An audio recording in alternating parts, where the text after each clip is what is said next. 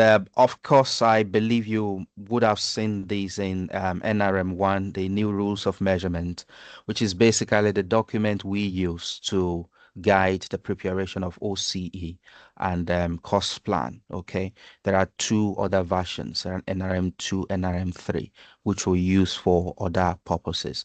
What does the book represent? It's just like a book of guidelines. When you want to do this, this is what you should do. Okay, and I tell you, there is nothing I want to talk about here this evening that there's nothing in that particular document. And whichever explanation I'm given actually as well is already in that document. I might just be able to explain using some simple terms. That's all, that's the only additional thing I think I'm here to do.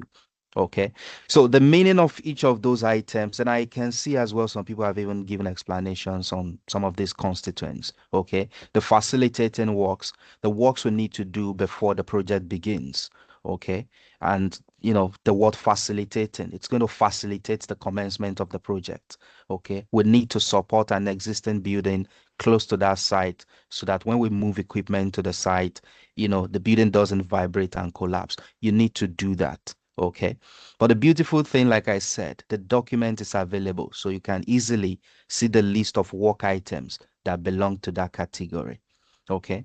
The building works estimate, basically, referring to the construction work itself. Okay. That's where we have the cost of substructure, the cost of superstructure, the roof, the whichever other item, services, finishes and all. All right. So that's what makes up the building works. Okay. Then the preliminaries. Yes, preliminaries, which is for the main contractor. Sometimes we call it, those things you do. You cannot attach it to an element of the building, but they are needed, okay, for the work to progress. One of them is security on site, having somebody to take control of security matters. You can't say that particular work item belongs to substructure. Okay, it's not directly related to the roof, but it is needed to keep the system running, to keep the site running. Another one is fence, which is the normal thing. Before the project begins, you fence the site.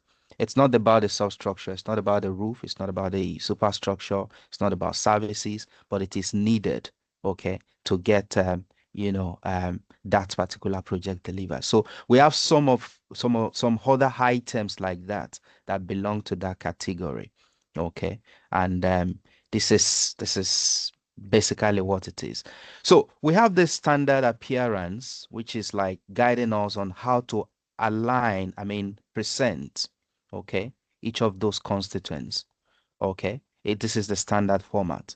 The work cost estimate, yes, the sum of whatever comes before, or comes before all this. Contractors' overheads, yes, the contractor will have an organization and will need some money to run the head office or run the branch offices. Okay. That's basically what the overheads in this case means as well. The profit, yes, you run the entire system, you need to make some profit, and of course you use that to do whatever you want to do, maybe expand your company or whatever you want to do with your profit, invest it elsewhere and all that. Okay. But one summary, one key thing I would like to say is all we are trying to do is to say at the start of a project, we do not have enough details, but we still need to have an idea of how much that project will cost. Okay. This is me trying to use simple terms. Okay. And I used to give an example of, somebody who decides to visit a grocery store. Okay, you're going to have a list of items to buy. So the list of items to complete your weekend purchase, okay, are just these things we're talking about, the constituents. Those are the list of items. So at the end of the day, you say, my weekend purchase is maybe £100. The individual items there are the constituents of that purchase. Okay. And of course, some other things might determine how much each of them worth. Okay. Yeah, I don't know. I hope that's a good example. I'm just trying to make it really simple and, clear to understand. We don't have enough details, but we know some constituents that might be required. and we can assign some costs to them based on our previous knowledge. Okay, that's what we're trying to do here. Right. So the cost constituents, I mean, the constituents of an estimate, which is, all these ones we're talking about, the risk allowance and tender inflation, there might be changes in price along the line. Okay. And construction inflation, there might be changes as well. Yes, this sometimes confuse people. The tender inflation, yeah. There are like three dates we need to reference. But the beautiful thing is, if you're doing this work on the BCIS Online, the online platform, you won't have to bother too much about some things. This is what I mean. The tender inflation refers to, you just trying to consider the possible inflation between the date when you are doing the estimate, okay, and the date of return of tender, okay. I think that's a very simple way to explain it. So let's take today, the 28th of October, as the date we are preparing an estimate. And we know that they might ask us to submit this tender by, maybe 1st of December, just an illustration. Okay. So the inflation that might take place or might be experienced or might be recorded between today and the 1st of December, that's tender inflation. Estimate base date, and the date of return of tender inflation. That's basically what it is. Then the other one, which is construction inflation, the this is just an attempt to incorporate some values to cater for inflation that might be recorded, yeah, between the date of return of tender and the midpoint of the construction project. Okay. So in your assessment, some dates are provided, some dates might not have been provided. Okay. But if you understand the meaning of these different terms, then you know which date. You can use today as the estimate base date. Okay. And the date of tender return, that is likely to have been stated. Okay.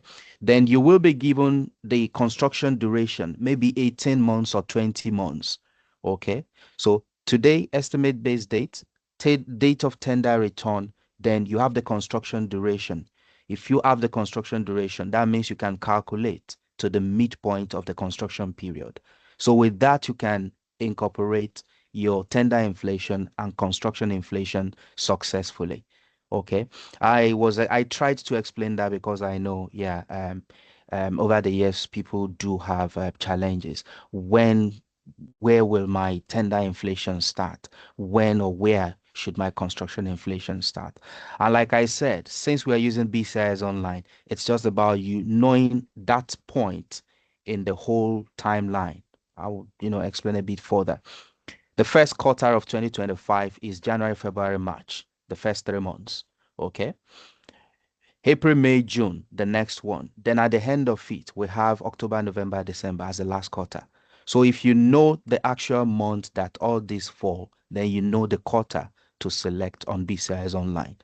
Okay, that's the way to do it. Then some of us as well, we're going to bring it out of BCIS Online. We do it on paper, which is what I think that is what I will recommend. Okay, it allows you to show the process, the entire procedure. Okay, so if I can make that clear, you are not expected to complete this OCE on BCIS Online. You will only go to BCIS Online to extract some information. And once you get those information, come back, put all those information down, do your calculations on MS Excel and put your report together, similar to one of the reports I'm going to show you in a moment. So on this page, all I've tried to do is to reintroduce to you this concept of order of cost estimating and explain some key terms which I think do give people some challenge. Right. Now, if you look at what is stated here, somebody said, yes, use BCIS to work out these figures. So basically, what we want is you using BCIS Online to work out this building works estimate in this context. And why is that? You must have been probably, maybe you've come across it. I think it used to be maybe the second lecture or the first lecture, or one of the lectures, where you will be, you will be taught, yeah, taught, preliminary estimating, superficial method, cubic method, functional unit method, and series of those methods. When you apply those methods, what you will come up with is just the building work estimate. Okay? And whatever you come up with in that regard, you transfer the value here. Okay? But aside that, there's still a series of other things you need to cater for. One of them is the facilitating works, another is the preliminaries, another is the design team fees, another is other development cost, another are all the different categories of risk, and the inflations I talked about and all that. Okay. So the first step, what is taking us to BCIS Online actually? Yeah, thank you. Okay, I'll get to that point. I'm almost there now. So what is taking us to BCIS Online actually is this building work estimate to be, which is this BCIS Online. Okay. And if I want to check all those things I need, this is the analysis tab. So rest assured that I can proceed from here. Okay. So before I go ahead, the person having challenge with finding BCIS Online via the search bar, has that issue been resolved? Okay. Yeah, the person can drop us a message. If that issue has been resolved, that would be great. And yeah, okay. Right. Right, Samantha, if you can get back to us, that would be nice. I have to go back to that screen and continue the demonstration. Right. So now we can move to the stage of the procedures, like somebody suggested in the chat area. Okay. You've been told to look for 3 samples. Okay. And each sample should not have less than 30 cost analysis. Okay. Cost analysis basically refers to the breakdown of costs on a previous project. Okay, so that we can make use of that cost for, future analysis and all that. So the actual value of that project has been broken down, is been, broken down, so you can you see the actual amount, the substructure cost, the superstructure cost, the external work costs, the different other things, services costs, the maybe facilitating works, the profits and overhead and things like that. Okay. So we're saying we have about a bit above 20,000 of such. Okay. And these cost analyses have also been categorized under different work classes. Okay, building function categories. Okay, which is what we currently have on the screen. How did I get here? Project cost, okay, and analysis. Okay, try not to use average prices. Average prices as well will work, okay, but it's going to take you somewhere, which I don't want it to take you now. Use analysis tab. Okay, it's much more straightforward. Right. So depending on the kind of project you're trying to estimate for, okay, you decide which of these to go for. Okay. I think most of the time, probably I try to select administrative. So if I check administrative, and also remember, no restrictions, no limitations, you just have to look for a project that is that is the most similar to the project you're trying to execute. That's how to go about this. So if the brief says we're trying to put together, we're trying to build a warehouse, you just come around and look for, okay, which one of these building functions, okay, could accommodate warehouse. In this case, I've decided to go for administrative, commercial, and protective facility. Okay, so I'm just going to pick just anything here. Don't worry too much about whatever I pick. I just want to demonstrate how to get the samples. Yeah. So I've selected a number of them, and again, you can select more than one. And I'm going to leave the screen. Okay. Leave the screen, submit the samples. Now, include analysis fewer than. You can select the year you want, the maybe 2014. That's okay. Okay. And in this case, it has only given me 18 analysis. Okay. And the instruction, okay, in your assignment says each search should not have less than 30. That means you need to go back and look around which of the categories again is similar, all because you want as many as possible samples so that the average can be much more reliable. Okay. I always give the example of if you have 40 people in a class and you talk to two people, it will be unfair for you to, take the submissions of those two people as the submission of the class. It's not representative. Okay. So the larger the sample size, we believe, the more reliable the outcome. So, and we believe by the time you have 30 data points, 30 projects, whatever you come up with should be, as long as they are relevant projects, it should be reliable. So that's the principle behind minimum of 30 in each sample.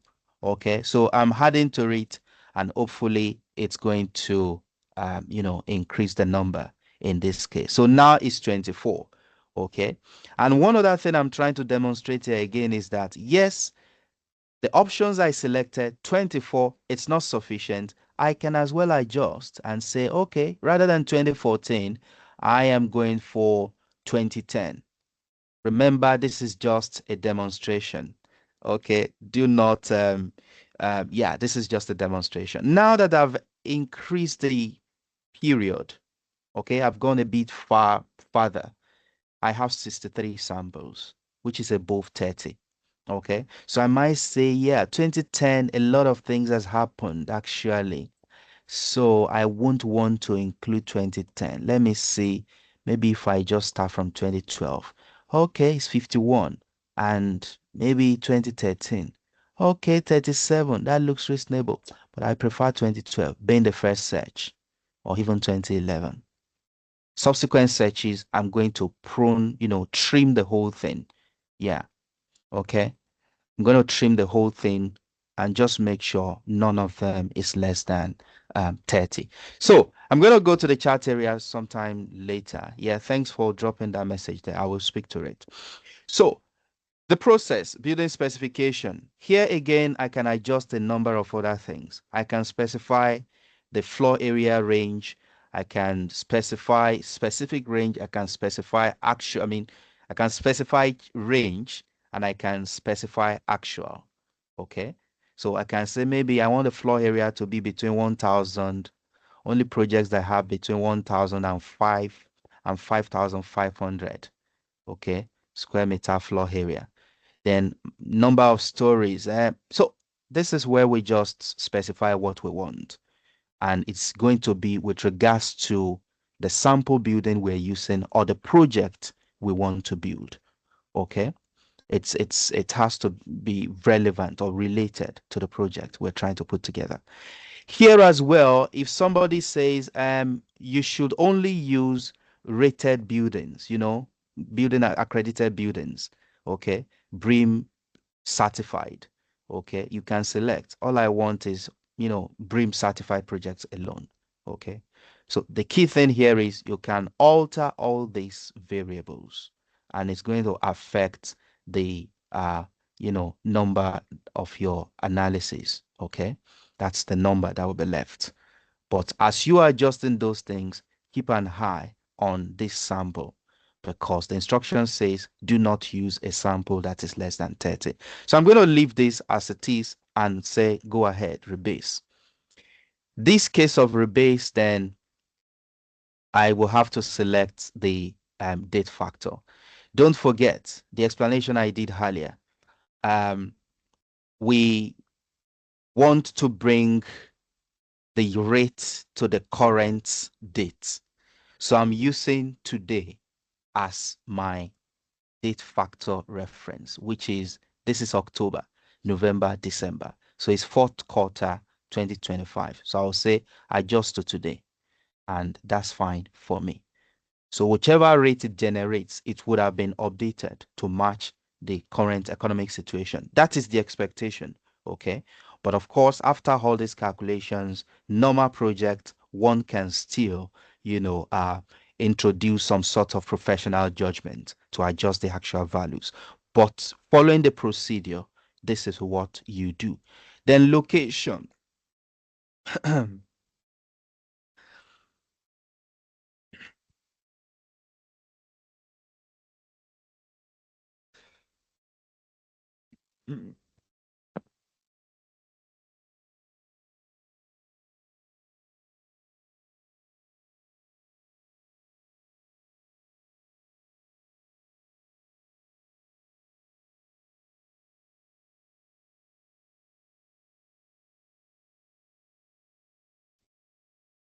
Yeah, give me some seconds, please.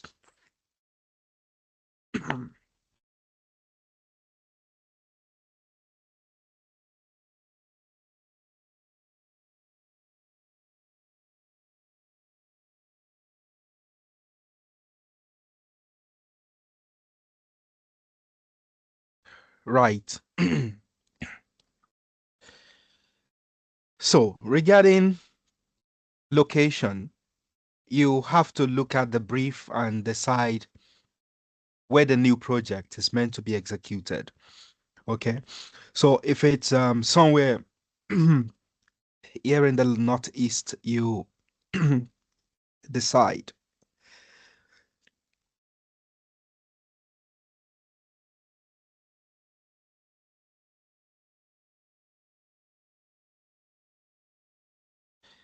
If it's here in the northeast, you select. If you know the actual location, then you can still dig deeper. Okay, maybe Newcastle or Gateshead or something. So I've just selected one. I think I'll work with that so we can move forward. So I've decided, I've selected a date factor, I've selected the location of the new project, then I can proceed to say, show me some things. And these are just some of the projects contained in that search. So if I need to see the actual projects, yeah, sorry. I think the room is getting kind of stuffy. Yeah. So if I need to see the actual projects, I can actually search, I will still get there. We still need some projects. Okay. But at this point, I'm not going to bother about that. Let's just progress for now and see where this takes us. So after following it through, this is where I am, and this is actually what I'm looking for at this point. The mean value, okay, if you read this, is basically the average. That's the pounds per square meters, okay, which is this for that search. And this is the value I'm going to write somewhere. And apart from that as well, I will need the sample size for one calculation and I will need the standard deviation for another calculation. So basically what I will do, okay, is to, I guess some people have generated this page. What I would do will just be to download this and keep it somewhere. Then I'll go back again to do another search, okay, until I've done 3 searches. But remember, all I need is mean value, the sample size, and the standard deviation. Okay. Now, somebody had the question. This is just a bonus, and like I said, do not follow this process. Just get those values, take them out of BCIS, and go ahead to do your calculations. But if I want to finish the order of cost estimate on BCIS Online, this is what I'm going to do. I'm just going to click on that value, this rate, okay, and click this, okay, and you see the template of OCE appears here. Then I will just, provide the values here. I mean, the values of other of other cost constituents. And at the end of it all, I should have my cost limit generated. But like I said, okay, um, do not follow that procedure. That was just, yeah,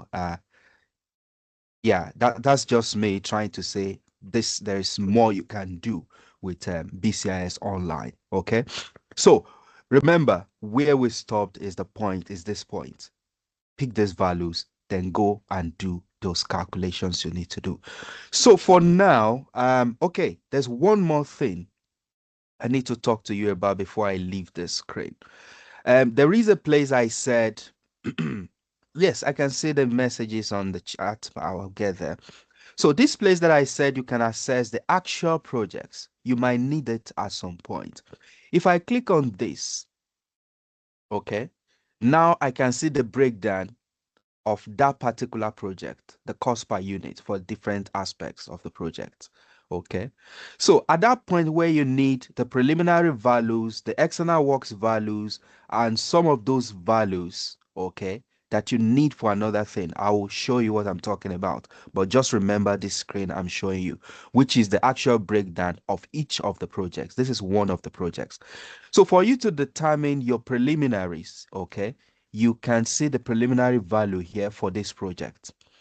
The facilitating works, this nothing is presented, but some of the projects you're going to find it. External works, you have the value here. Okay. Then which other one am I supposed to pick here? Yeah, there's another one I'm supposed to pick here. But the key message I want you to hold on to here is there is a place where you are told to select 5 previous projects. Okay, those who have engaged with that brief will remember 5 previous projects for you to determine the percentage of preliminaries. Okay, so those projects, you're meant to select them at that point where I opened this particular project. I'm sure that makes a whole lot of sense.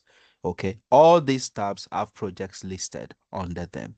Okay, so you're just going to look around which one of them would you like to use, so you can use them to determine your preliminary values, your external work value, your risk percentage allowance, and which other one do we think about? Contingencies, yeah, and risk. And there is another one I'm trying to remember. Well, if I remember, I'll tell you. But I'm going to switch the screen now and go to that PowerPoint and actually show you what we're going to do with all this information we have extracted from BCIS Online. So, for those having challenges with BCIS Online access, we might have to talk about your issues, on individual level. We can all see that BCIS Online is actually working, and my access, is also working excellently well. Right, I'm taking this off the screen. Is the unit rates from BCIS Online, the standard deviation. You remember the page we picked it from. The desired confidence, you choose this as 95%. You choose that, you use 95%. Then the confidence range. This is one of the key things I'm trying to show you here. You will need to calculate the confidence range, okay, using this information. And how do you do that? Yes, how to do that definitely has been captured in the learning resource. Okay, there is an Excel file that says sample BCIS data. Okay, so all you have to do is just to identify the right values here and paste it in that Excel file. Okay. Again, to make life easy, and because this is being recorded, I'm going to put that Excel file on the screen and just change a few things. File. So this is the Excel file. You definitely have this as well on Blackboard. So the sample size for search 1, first search, which is this, the mean value, which is the unit rate, which is this, the standard deviation, also from BCIS Online, you choose 95, and the confidence range to calculate it, you use the formula here, okay, which is basically the values before. You can see the color coding, okay, 1 minus H9. You know what H9 is? That's the confidence level. 1 minus 95, then comma H8, which is the standard deviation, then by 331, which is the sample size. The explanation definitely you have on Blackboard would have told you why we are doing this calculation. And it's just for us to decide which of the samples to make use of, okay, and which of the unit rates we are going to use at the end of the day. So in this case, the lowest, confidence range is the one we're going to pick. And that means this particular one, which is search 2, is the search we're going to use for other calculations if we're doing a typical project. And the implication of that is this is the unit rate I'm going to use for my building work cost estimate. So if the floor area is 5,000, then I'll be thinking of using this unit rate, but I will have to deduct again preliminaries from this before I use it. But I don't have any other thing to do with this any longer. Nothing else again to do with this any longer because this one has the lowest confidence range. So I'm concerned about the data here. So all other calculations that involves unit rate, I'm going to use 1645. The same thing you expected to do.